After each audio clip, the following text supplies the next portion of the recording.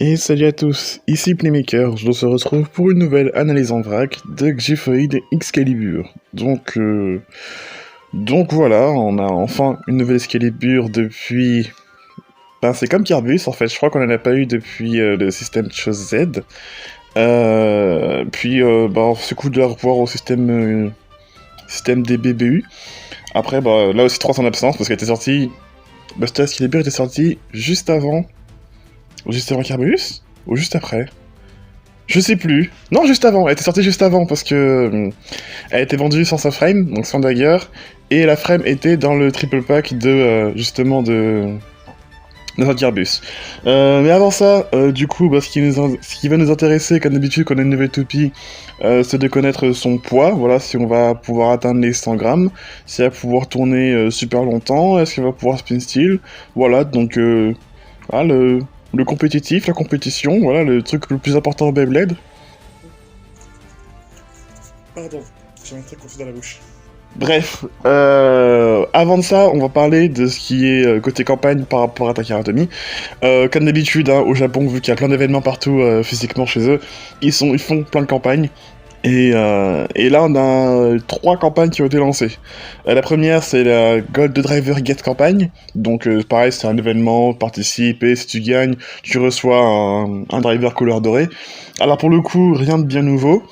On a Exit Dash, Axel Dash ou Asso Dash, j'arrive jamais à les différencier. Puis on a 2 nouveaux drivers. On a High Revolve et Just Dash. Alors c'est marrant parce que Just, c'est un driver que beaucoup considèrent comme étant pas compétitif, et bah la version Dash quoi. Et High Revolve, ça m'intéresse parce que je sais que j'ai eu High Eternal, parce que du coup oui j'ai reçu le random booster de Gearbus. High Eternal ça débrouille pas mal, et High Revolve, ce serait sympa de l'avoir, donc on considère pour un random booster, ce serait bien aussi. Autre campagne, on a la campagne de collab avec Oastar, donc la chaîne, l'émission japonaise que j'ai parlé dans ma vidéo sur BU. Donc voilà, il y a une campagne, ils ont sorti une version recolorée aux couleurs du logo de l'émission de Divan Belial avec l'armor Free. Donc voilà, la toupie elle est orange et jaune. On voit quelques petits stickers, c'est écrit OHA dessus. C'est sympa, je sais pas trop quoi penser de la recolor, mais voilà. L'autre campagne, c'est la collaboration avec Hello Kitty, que vous avez déjà parlé aussi à l'époque. Parce que oui, pour ceux qui savent pas, il y a une collab avec Hello Kitty, avec Sanrio. Et bah du coup, ça a donné une naissance à une toupie.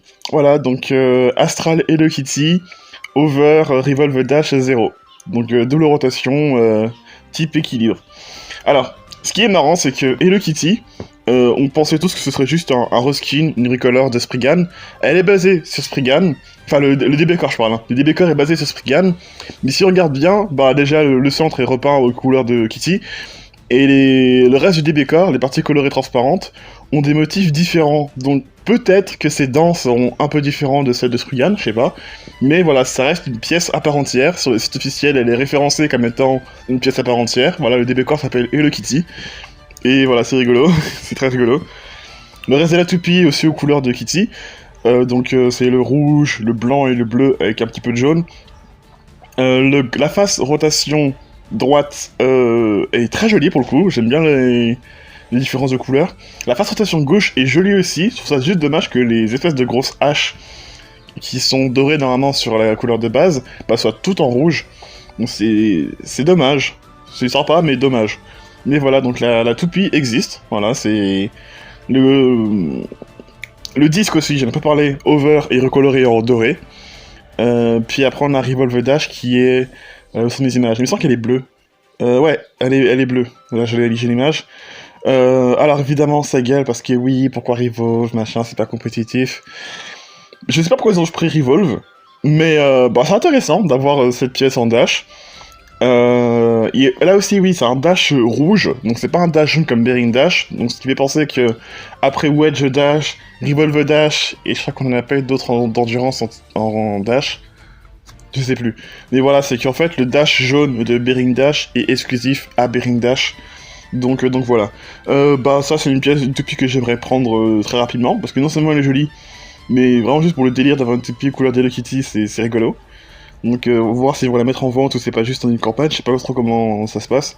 Et puis voilà. Je crois que j'ai tout dit. Donc le B200 de Xiphoid Excalibur Xanthas Sword Dash 1, le type attaque à rotation droite. Bon, la toupie reste dans la prolongation des autres Excalibur, c'est-à-dire que c'est une toupie qui est très lourde, qui est très déséquilibrée, où il y a une épée qui traverse tout le long du layer. Donc voilà, si vous espérez avoir un truc équilibré qui tourne longtemps, je pèse Calibur, parce que vraiment c'est tout le contraire. C'est dans... Si vous avez regardé la saison 2 et 3, c'est un truc qui a été bien mis en avant avec cette toupie, c'est que la toupie tourne pas longtemps, elle tape très fort, elle est très déséquilibrée, et c'est vraiment fait exprès en fait, c'est tout le concept même de la toupie. Elle a aussi un gimmick d'alignement, alors pas totalement cette fois-ci.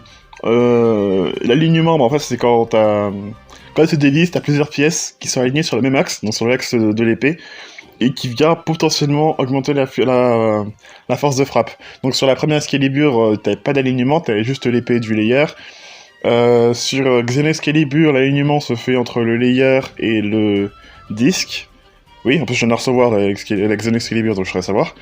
À partir de God, donc 6 Excalibur, l'alignement se fait toujours entre le layer et le disque, sauf que le layer, cette fois-ci, l'épée a du métal.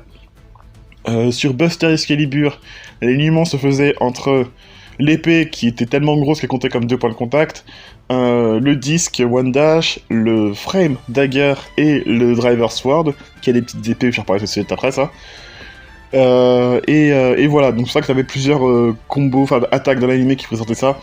Donc t'avais un effet où t'avais un alignement qui se créait, et ça faisait, c'était quoi, c'est attaque du sabre, sabre jumelé, donc double impact, triple sabre, sabre tétra, et attaque frappe des pattes à sabre. Donc Zero Impacto, double impact, triple impact, fourth impact et fifth impact. C'était cool en vrai de voir Excalibur dans l'anime, dommage qu'on n'ait pas tant vu que ça. Bah du coup ouais, l'alignement sur Xiphoid se fait pas totalement à cause du driver. Alors, le driver est Sword Dash. Alors, je vais même pas critiquer le fait que c'est encore un driver dash, ça me dérange pas du tout, moi je m'en fous. Et Shakalaki Shipat parce que oui, pourquoi donner Sword au lieu d'Iron Impact parce que c'est pas compétitif. Moi, c'est même pas le fait que la pièce c'est pas compétitif qui me dérange, je m'en bats les couilles de la compétition. C'est le fait que j'aime pas Sword de base. Sword, j'aime pas ce driver, j'arrive pas à le jouer pour le type attaque. Et le problème, c'est qu'en fait, les épées frottent trop. En fait, si les épées avaient été mis plus haut, je pense que j'aurais eu aucun souci avec ce driver. Le problème, c'est que là, les petites épées sont vraiment trop basses, donc dès que la toupie elle penche, ce qui arrive relativement souvent avec une type attaque, bah en fait, on perd vraiment toute stabilité de quoi que ce soit. Donc ouais, tu peux même pas faire de propulsion éclair avec ou quoi que ce soit. Dommage, parce que justement, elle reprenait le concept de Iron, d'avoir une pointe en métal. Là, ça ressemble étoilé, mais voilà. Bon, après, je vais pas en faire en flanc, mais pourquoi pas, hein. Ensuite, on a le disque Xanthas, je sais pas comment ça s'écrit encore, on verra bien. C'est une version DB disque de Magnum, le disque de Xeno Excalibur. Donc elle a du métal et elle a du plastique.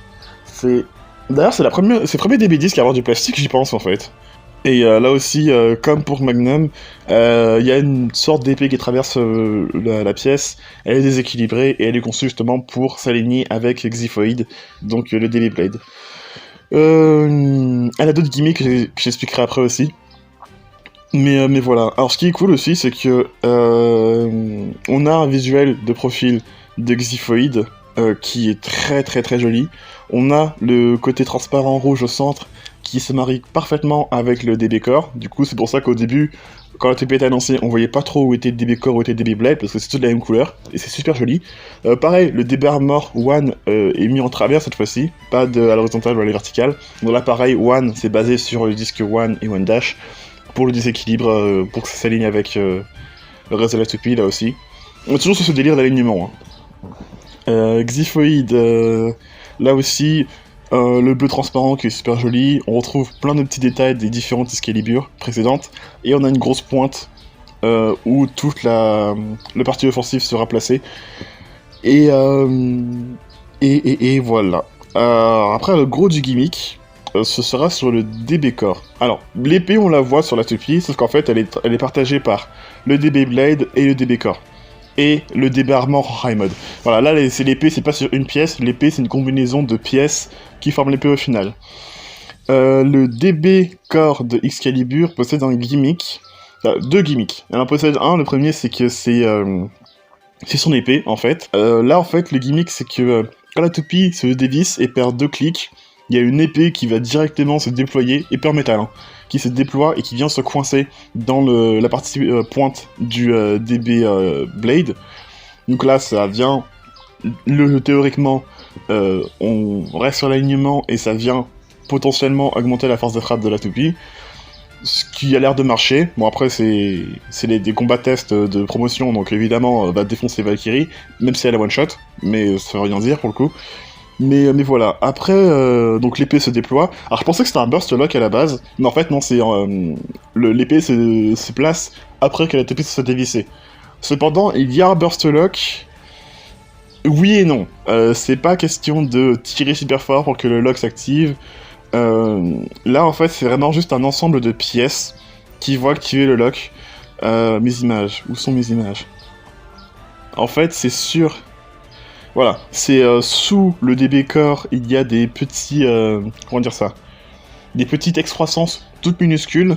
Les excroissances qu'il y a sous le DB Core et sur le disque vont frotter l'un sur l'autre et vont minimiser le risque d'explosion.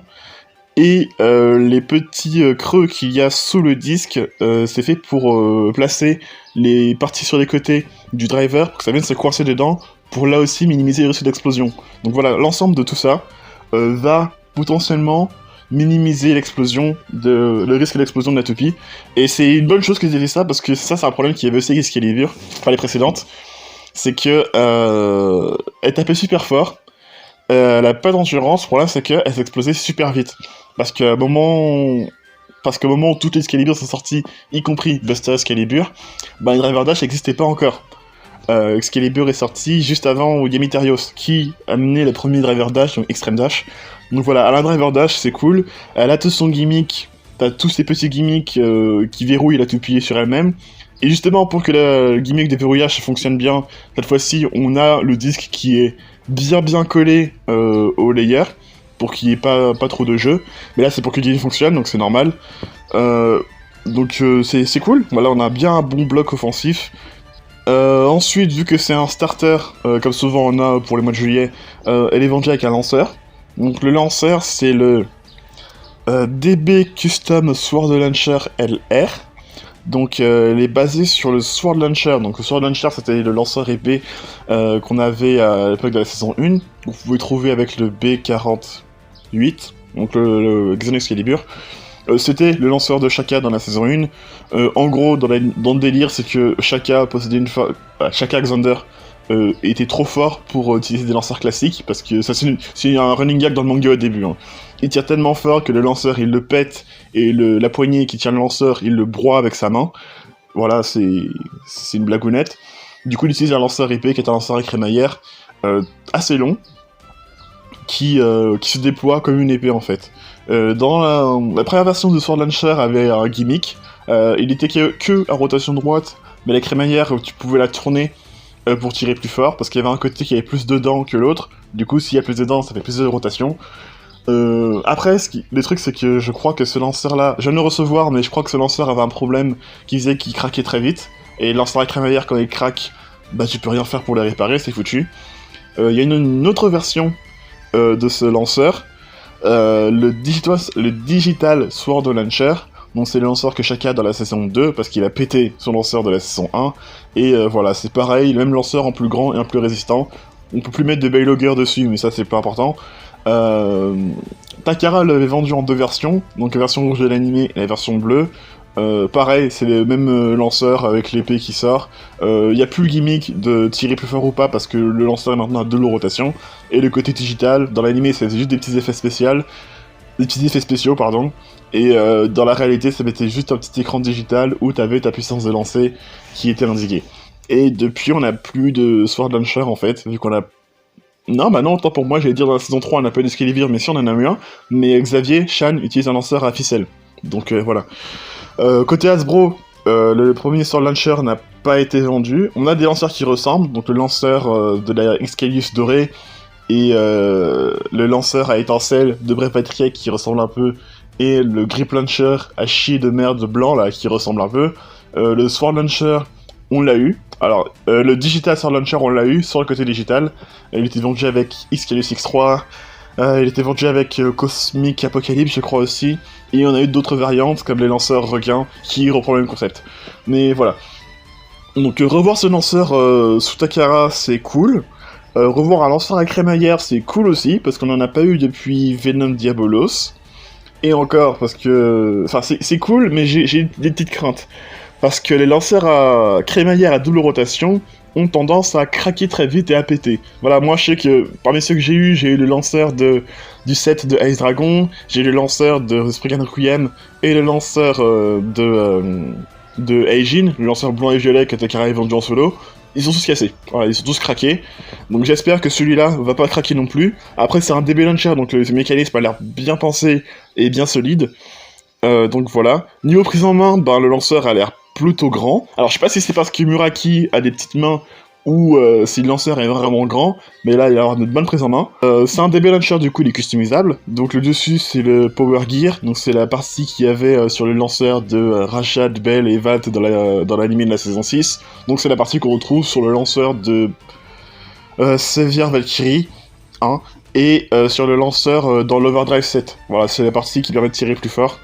Et la partie du dessous, ça a pas l'air d'être un spin unit spécial, c'est vraiment un truc... Non, c'est un truc classique pour tenir la toupie. Peut-être qu'ils ont mis des renforts sur les côtés parce que c'est un lanceur à crémaillère, il évite de se casser, de se faire mal au doigt. Mais non, le spin unit, elle a pas l'air d'être si spécial que ça. Mais voilà, alors, pour le coup, autant maintenant je trouve qu'il est ok, mais la première fois que j'ai vu ce lanceur, je me suis dit...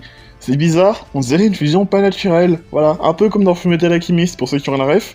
Pensez qu'ils avaient vraiment pris deux trucs qui étaient pas faits pour être ensemble, et qu'ils les ont fusionnés, et ça faisait pas naturel. Alors, maintenant j'y habitue, parce que le lanceur on le connaît depuis environ 2-3 semaines maintenant, mais j'avoue qu'au début ça faisait bizarre. Mais voilà, après le reste, je crois que j'ai tout dit, mais voilà, la toupie est jolie, on a sur un combo qui a l'air assez solide. Enfin, on a une autre toupie d'attaque, ce qui est cool. Pas de gear. Alors oui, c'est vrai que je n'ai pas parlé de ça, cette toupie n'a pas de gear. J'en parle parce que c'était une rumeur qui traînait depuis un moment, pendant un moment au début de BU, comme quoi on aurait eu le A-gear et des gears, bon ça arrive au final. D'ailleurs le D-gear j'aurais l'occasion de tester parce que j'ai reçu Gatling Dragon aujourd'hui. Et voilà, on aurait eu le A-gear, le D-gear et le X-gear.